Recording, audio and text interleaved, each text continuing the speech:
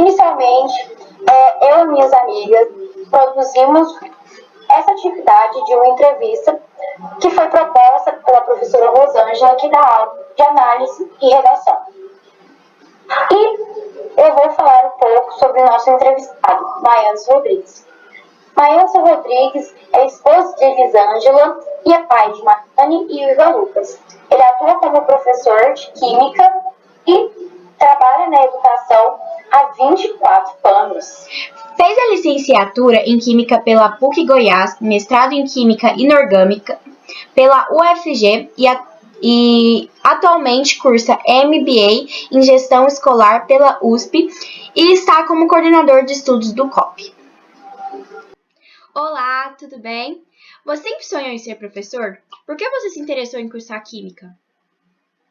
Olá pessoal, tudo bem? Muito bom participar aqui com vocês, né? Muita alegria estar aqui com vocês. Então, na verdade eu não pensava em ser professor, eu fiz Química porque gostava muito da disciplina no ensino médio e entrei para fazer a faculdade imaginando trabalhar na indústria. Porém, logo no primeiro ano de faculdade eu comecei a dar aula e apaixonei pela profissão.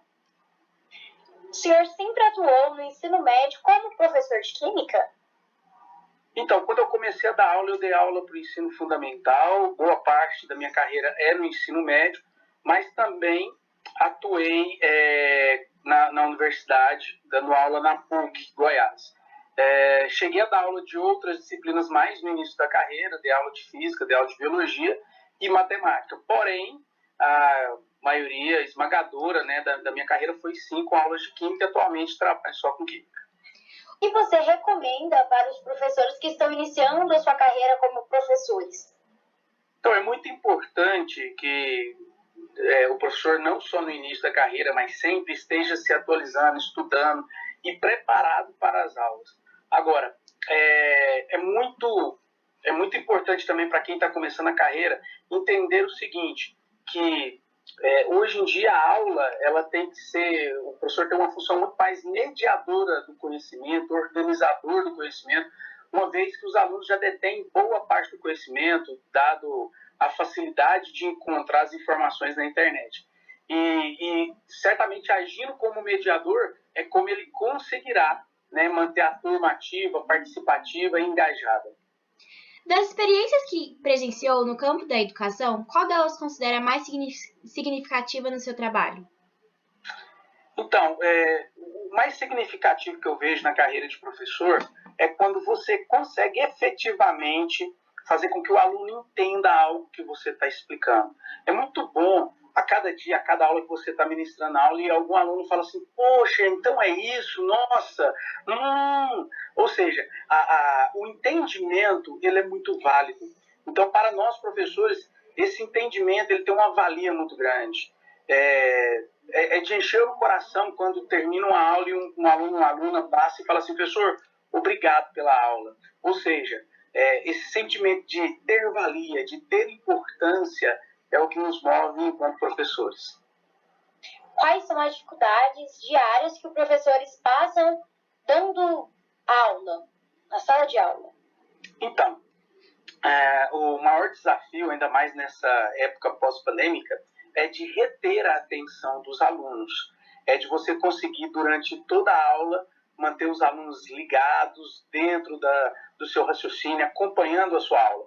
E para isso é muito importante usar técnicas que vão desde a variação do tom de voz ou da intensidade da voz e até mesmo alguns quebra-gelos para que os alunos fiquem ligados e acompanhem todo o raciocínio. Então, acredito que o maior desafio do professor é este, ter uma aula atrativa e que ele consiga manter a atenção dos alunos.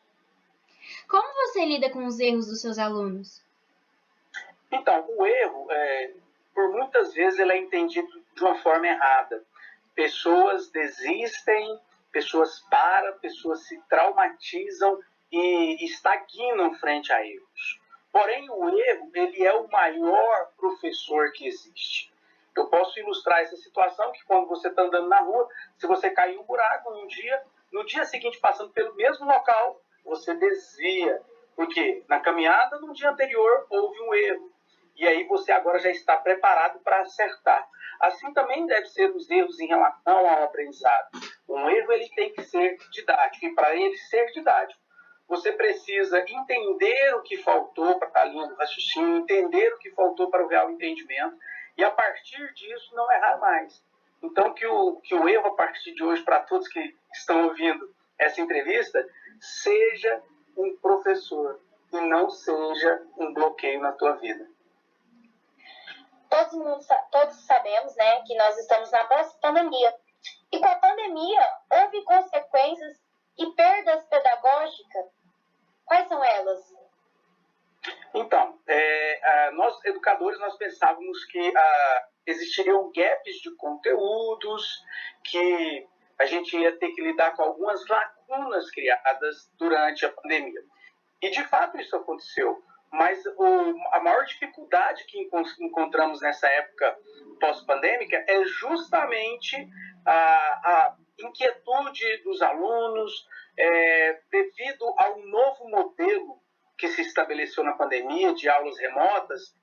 O aluno se distrai mais fácil, ele está desatento, e esse ano foi um ano de reajuste, foi um ano de retomada dessa atenção, dessa concentração, uma vez que, estudando de casa, havia várias situações que tomavam atenção.